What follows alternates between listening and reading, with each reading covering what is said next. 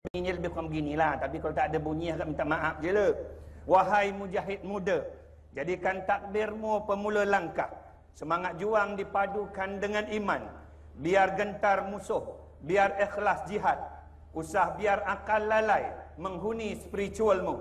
Meditasi iman dijadikan pegangan dalam mencari erti sebuah perjuangan. Ini bukan lagu Ustaz. Lagu tu Ustaz yang nyanyi. Ustaz, bila kita sebut soal division Al-Fatih, cakap soal generasi Y ini, Al-Fatih umurnya 21 tahun. Tuan-tuan, puan-puan muslimin muslimat, tengok 21 tahun dia boleh menerajui satu batalion. Berapa ratus ribu Ustaz? 150 ribu. Dan kalau ini kita dapat lahirkan, dan ini generasi Y yang ada, saya tidak risau ada Ustaz. Saya minta Ustaz kajian, tengok Ustaz, adakah ciri-ciri ini ada pada generasi muda kita hari ini Ustaz? Silakan. Assalamualaikum warahmatullahi wabarakatuh.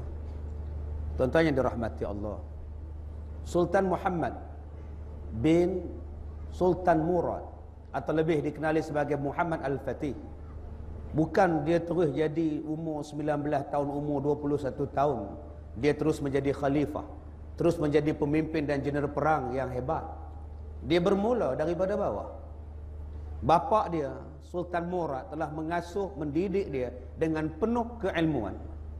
Diberikan pendidikan agama, diberikan kepadanya pendidikan matematik, diberikan kepada dia pendidikan ketenteraan, diberikan kepada dia pendidikan sains. Sehinggalah pada usia 12 tahun, ketika bapaknya Sultan Murad membawa diri untuk beribadat kepada Allah, bapa dia pada usia 12 tahun, 12 tahun tuan-tuan, telah menjadikan Sultan Muhammad Al-Fatih sebagai pemangku kepada khalifah. Bayangkan umur 12 tahun. Kalau kita doktor baru darjah 6, baru naik basikal fiksi kita, yang dia telah pun menjadi seorang governor, seorang khalifah.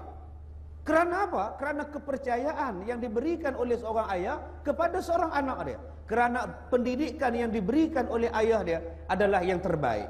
Sehinggalah dia memangku jawatan khalifah pada usianya 12 tahun sampailah 3 tahun. 3 tahun pemerintahan dia, dipangku pemerintahan dia, sehinggalah berumur 15 tahun.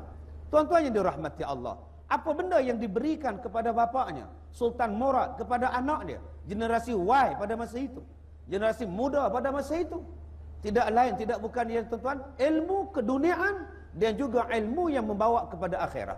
Sebab itulah Sultan Muhammad Al-Fatih menguasai 7 bahasa.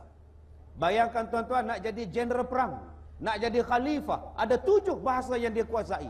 Daripada bahasa Arab, daripada bahasa Latin, daripada bahasa Greece, daripada bahasa Parsi, bahasa Hebrew.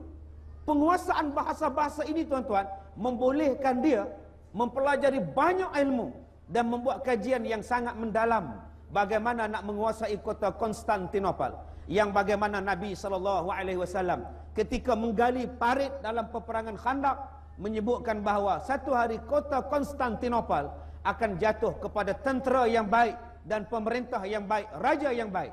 Jadi tuan-tuan, pendidikan yang dibawa oleh seorang bapa kepada anak dia, Sultan Muhammad Al-Fatih, akhirnya berjaya tuan-tuan.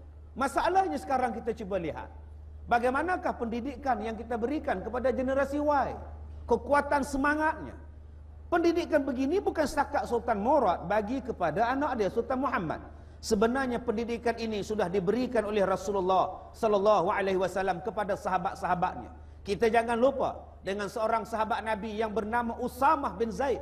Usamah bin Zaid memimpin berpuluh ribu orang pada usia 18 tahun menjadi jeneral perang. Jangan lupa kepada pendidikan Nabi sallallahu alaihi wasallam pada usia 18 tahun telah menjadikan Muaz bin Jabal seorang hakim, seorang governor di negeri Yaman. Bagaimana Nabi SAW melatih Abu Hurairah radhiyallahu anhu pada usia 18 tahun menjadi ulama yang terbilang. Sebab itu saya minta pada tuan-tuan agar kita mengkaji semula bagaimana pendidikan yang kita berikan kepada generasi kita. Adakah pendidikan yang penuh dengan hedonism, kegembiraan, keseronokan, hiburan dunia semata-mata, ataupun kita memberikan kepada mereka sesuatu ilmu yang menjadikan mereka hebat sebagai seorang pemimpin, Hebat sebagai seorang muda, hebat sebagai seorang pemuda. Cuba kita lihat pada malam ini tuan-tuan, dalam keadaan pada peringkat awalnya.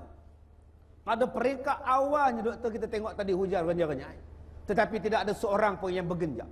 Tidak ada seorang pun yang meninggalkan tempat duduk masing-masing. Ini hebat tuan-tuan.